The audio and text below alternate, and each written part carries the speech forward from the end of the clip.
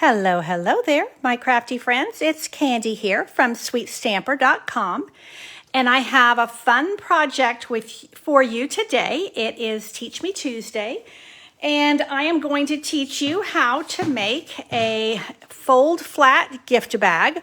I was doing this as a masculine card class at my recent retreat, and I thought it would be a fun thing to share with you guys, and we're going to dig into that. But I have a couple of things to show you first. Let me get my computer going to make sure that I'm seeing what you're seeing so that I'm not like out of the camera range and that kind of good stuff. And let's see if anybody's here with me yet. Nobody's here yet. Okay. Hey, Linda, you are here. Well, let me also share with you that if you're watching the replay, either here on Facebook or on YouTube, if you would just say, replay, put something in the comments, that lets me know that you're seeing the recording, and that helps me. And if you're on YouTube, I would appreciate you giving me a thumbs up. And to subscribe to my channel, if you are on Facebook, I definitely appreciate any hearts. So, or even a thumbs up. So these have been squashed a bit in transit. Oh, before I do that, hang on really quick. I want to show you a couple of things made by some of my demonstrator friends who are oftentimes on here. So one of the girls at my weekend retreats, she manages an Anything Goes swap. Hi, Lena. And this lovely bookmark was made by Yolanda Espinosa. She's often on here, and I thought it was just such a beautiful, I would use this for any book, but this is a great Bible bookmark, and I just wanted to share it with you. The Anything Goes swap means it can be anything. It's not just card swaps, it can be anything. Isn't that lovely? And the gold fleck in the ribbon is just so pretty. So I definitely, I do read my Bible, like a physical Bible, as well as, of course, I have a Bible app like many of us. We do enjoy that aspect of Bible reading, or reading is, I read a lot on my Kindle as well. So, hey, Pam, I'm glad you're here as well. And this was part of the Anything Goes swap, and this was a beautiful dishcloth that was made by Velma, and she's often on here. So I will make good use of this beautiful knitted dishcloth. The reality is many of us paper crafters were involved in other crafts as well. So last but not least, I wanted to share with you, this was a card sent by one of my team members, Susan Carlson, who's oftentimes on here. And I meant to share this a couple weeks ago. This paper I've shared with you several times, the Pansy Petals. It recently sold out just within the last, 5 days or so. But this is a wow card. So let me show you. So this opens up like a gatefold, but wait, look there. Isn't that gorgeous? This is definitely a wow card. And it says, "I'm so glad you're in my life." And then she put a little note right inside there. Isn't that just gorgeous? So, when you open something like this, man, you know that somebody took a lot of time and trouble to do all of that. And I want to share that with you. Maybe we'll make that at some point. Okay. On to gift bags. So this is the In Good Taste paper, which also sold out over the weekend. And I made this bag in kind of the tannish stone. And then I also did one in the grayish stone. And I wanted to teach you guys how to make this bag, because I think we all need gift bags, especially bags for the guys. So this particular gift bag we're going to make has the paper handles. And what I like about that is that you don't have like ribbons hanging down, or like the ribbons can be a little bit feminine depending on the ribbon. So, and we also are going to reinforce the bottom. So let me show you what we're going to do. I'm actually going to use one of our Retiring Designer Series papers. And this is a set called Beauty of the Earth. Now you get 2 of these, but I had a couple of packs in here mixed together. So you get that nice wood grain. And so a lot of these patterns really lend themselves to masculine. And it's Beauty of the Earth because it's kind of year-round seasons. Look at that nice sky one. That would make a great I mean, that would make a great gift bag. And then the other side has this pretty foliage. So lots of fun options with this paper. And I thought I would kind of stay with my masculine theme that, in honesty, would be good for anybody. So, and then you can dress it up with a little tag if you want, and do a little bit of embellishment if you so choose. So I'm going to use my scoreboard for, you know, if you don't have this Simply Scored board, I really encourage you to get it. I think it's $30. If you do a lot of scoring, your paper trimmer does score, but you see how I have all these markers lined out? Now, these are not the original markers. The original markers are long gone because you do have a little handy thing here, a little slot there where you can keep them. But I've moved this so many times, I should have taped it shut. Anyway, I've had this probably about 7 or 8 years. And I'm very grateful for extra score markers because this is going to tell me where I need to score without having to, you know, remember it or have it on a piece of paper in front of me. So I'm going to use this piece of designer series paper. The back side is the trees. And when you're doing this particular bag, you want to have facing up the two sides that you're going to have on the outside of your bag. Now, if I went this side, it would be, you know, kind of a wintry looking bag, but we're in spring and I kind of don't want that. However, the trees I want going on the right way on the inside of my bag. I don't want the inside of my bag have sideway trees because you will be able to see the inside. So both sides facing up, and I am only going to use these score markers. That's why they are in blue. And when you have a Simply Scored board, you get a stylus with it, and it has a fat end and a skinny end. This skinny one is actually for cardstock because you need kind of a sharper crease. This fat end keeps you from, well, theoretically, from pushing through the designer series paper where you won't be able to, you know, where you cut it. You don't want to do that. So I'm scoring at 3 and 11.5. I'm going to turn it 90 degrees, and then I'm going to score it at 3 again. So that's going to form the bottom of my bag. Now I am over here, and I am going to score. Hey, Kay, I'm glad you've joined us. We're making a gift bag. I'm scoring at 3. I'm scoring at 11.5 again, and then I'm going to turn this paper, and I'm going to go to 3. Now, I know that you guys are like me and you have a lot of paper. So, you know, let's not hoard the paper. Let's use the paper, make a bunch, you know, you could make 10 or 12 gift bags, have them in your closet somewhere, and they're ready to go. Now, I'm going to make the straps, and I decided to use this green because I thought it would look cool with this. So that is where I have these pieces in here. Because you're using 2 pieces of 12 by 12, if you only have one package of Stampin' Up! Designer Series paper, you typically get 2 sheets of each design. Well, I'm using both of these for my bag, so I can't use those for the handle. So I just kind of rummaged through there and found some, you know, it all coordinates. Now, these are cut at 2¼ inches by 12, and I'm going to score them at 3/4 and then at 1.5. So basically, these are 3/4, 3/4, 3/4, and I will have all of these measurements for you. So at 3/4 and then at 1.5. Now, all of my scoring is done, and you do have a nice little garage there for your scoring stylus. Now, when you do these gift bags, I highly recommend that you use a bone folder because that's going to give you sharp creases, and I like to use the liquid glue because then you have some room where you can kind of you know, reposition your corners and such. Now, I've got to find where my score lines are. I can feel them. And I'm going to fold inside on my score lines. A lot of times when you do this, it's easier if you just kind of do them with your fingers first and then go back over it with your bone folder. If you start with the bone folder and you don't have it correct, you know, then you're going to have a little bit of a mishap. Now, this other one is a little tricky because it's a skinny one, okay? It's just 1/2 inch, and you'll see.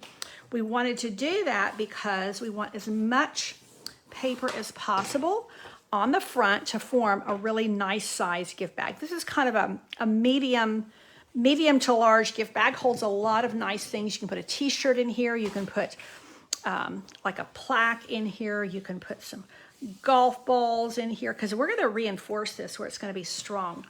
You could even put like a pajama top. You could probably put pajamas in here. I know for my grandkids I could. You could put a scarf in here. You could put a little bottle of something, a little bottle of something for the guys. And right here again. So that is all my scoring. Now, I want to come along here, and I'm going to go on this side because it's easier to see. The other side has kind of a busy pattern. And I want to cut out this little rectangle. So we do that on a lot of boxes. Let me see, I can hardly see it. Where you cut that little piece out. Yep. So that I don't need. And I want to make sure I'm cutting it actually on the line. And I'm going to do the same thing on both of these pieces. I hope you're thinking about some of the scrapbook paper, some of the designer series paper that is in your closet, that is in your bin, and thinking about which pieces you can use to make some bags and be ready for, you know, we have graduation season coming up. We have Mother's Day, Father's Day, all kinds of good things. So I am going to do this just to make sure that's really good and sealed, or not sealed, creased. And hey, Jill, I'm glad you're here. We're making gift bags. And now what I'm going to do is I'm going to put my liquid glue just on that little flap. And I think just to help me visually, I'm going to do it like this. Because it's really, that pattern is kind of messing with my eye. And I need to be able to see what I'm doing. Okay. Now I'm going to lay it flat. And then I'm going to take my other piece of designer series paper and I'm going to lay it, the big flap, because this one's cut. I'm going to lay this big flap right on top, laying it flat on my table and lining up my creases, lining up my top and the bottom. And that is sealed very nicely. Make sure I'm actually on the line. I don't have, whew, tell you, this pattern's playing with my eyes a little bit. You can see how when you have your liquid glue, you can kind of shift this a little bit to make sure you're actually on the line. Actually on the line. I think I got a little bit too far over initially. I've lost some of my pieces falling off my work surface. Okay, so I just leave it for a few seconds to let that dry. That's still a little bit over. When you have a really heavy pattern, you do see. If I weren't on camera, I would be right up. I'd have my face right up against that so I could see it a little bit more clearly. Okay, now I'm going to turn this over like so. And I am going to, once again, grab this flap. And I am going to put my adhesive, my liquid glue, right on there. And I don't want to get too much. You know, that's the thing with this liquid glue. You got to be a little bit light-handed with it. Now, this is going to come right over like that, and voila, look at there. And I've basically formed like a cereal box. It's really just like a little cereal box. And I want to let that dry for just a couple of seconds before I go any farther. So let me go ahead and work on handles while that's drying. So this again is 2 1/4 by 12, and I scored it at 3/4 and 1 1/2. And I am going to glue this with the liquid glue right into itself. And you know, it's amazing how strong paper is. I want this paper to be super strong. And so 3 layers of it are going to provide that for me. And even though I don't necessarily have to have glue on that first one, I find it just comes together a lot easier. And then I'm going to burnish that glue right into the strap with my bone folder. Now I'm going to come here And I do want to make sure I get it right along that edge because I don't want this coming undone in any way. Okay, and now I'm going to fold that all the way in, and again, I'm going to burnish it really good with my bone folder. Oops, got a little bit of excess there. Okay. Now we're going to do the same thing with both handles. And these, see, even though this had a little bit of a tree pattern on it, look how when you put it up against there, it just kind of looks like a watercolor wash because the trees were kind of done in a kind of a impressionistic kind of watercolor look. They weren't well defined, so it's actually going to work perfect for my purposes. To give me just a really nice contrasting handle. And I do think that a contrasting handle actually looks better. So, you know, if you happen to have another piece of the exact same paper, you can do that, but I really kind of like the contrast. So here again, I want to make sure on this piece here that I'm getting it all the way into, you know, all the way on the outer edges. And that is going to make sure that when I seal this strap, it's going to be well and truly sealed. Okay, and once again, I'm going to get it all down, and then I'm going to burnish it really well so that that liquid glue is going to really, really stick. Okay, now that is going to be over here, and let's come back to our, basically our cereal box. Okay, now we are going to cut our other flaps, and you can just fold it flat.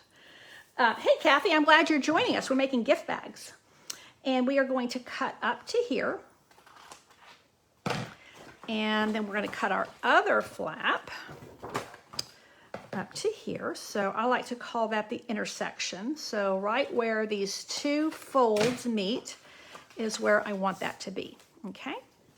Now what I'm going to do is I'm going to hold my bag up, and I'm hoping it's showing in the camera. Let me make sure. Oh yeah, that's looking pretty good. Now what I'm going to do is I am going to fold one flap down, and that enables me to have a pretty inside to my box or my bag. It's a box at the moment, but it's going to be a bag. Now I am going to put liquid glue on these two flaps and just press them in. Let me get the glue on both of them. So that is going to be pressed in. And this is why you don't need to miter these corners. A lot of times on a box, we miter the corners to make them look a little bit more trim. This is all going to be covered up, okay? Now I'm going to put my hand right inside here and just press that in just a wee bit to make sure that the glue is making contact with both sides of the paper. And now, before I put this down, what I'm going to do is I am going to reinforce it. Now, you can do this with cardstock. I've used a piece of that white thick card that comes on your, on the back of your designer series paper to give it some strength when it's being shipped. And I like to keep this stuff. I use it for a whole host of things. So I am going to put this, I think it's 8.5 by 2.5, but again, I have all the measurements for you. I'm going to pop that right there. And now, when I put this down, I glue it down, you can see how that has all that thickness there, plus these 2 layers of designer series paper, and that's going to make sure that the bottom of my box is strong. Now, I will say, if I were putting something like a bottle of, whiskey or something in here, I might want to not hold it from the handles just to, not tempt fate there. Okay, so that is looking very nice. I'm going to turn it upside down here and just press down. Now look how pretty the inside of my bag looks, and look how pretty the outside of my bag looks. I better hold it down for a few seconds to make sure that the glue, hey Diane, I'm glad you have joined us. We're making a gift bag today. So now we are ready to do the handles or the straps. So again, let me show you for those of you who are coming in a bit later. This is the one I had done at the weekend. This is a masculine one. This is done with the, what do you call it? in good taste. And this folds flat for storage, so that's what we're making. Okay, let's go ahead and do the straps, and they have dried nicely. Now you will see that there's an inside, and that's where the edges meet. I'm going to take my bone folder and I'm going to curve it. Okay, and that's going to give me that nice kind of a handle that's going to look really good. And you know, again, paper is strong, and we've got 3 layers there. And so, let's see, I can't even find I think that's the wrong side, to be honest. They both look pretty good. So that is going to provide, and I'm going to turn it in. So both ends I'm going to turn in and then bring them right like that so you can see where I'm going. Now I usually go about an inch in. You could measure it, I just eyeball it. So once again, I'm going to use my liquid glue, and I'm going to put liquid glue about, an inch to 3/4 of an inch high on there. And then, again, I'm going to pull this. Which side looks better?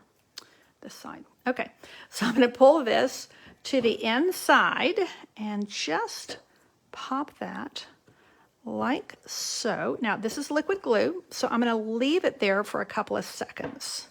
And I'm just holding it for a few seconds. Isn't that looking nice?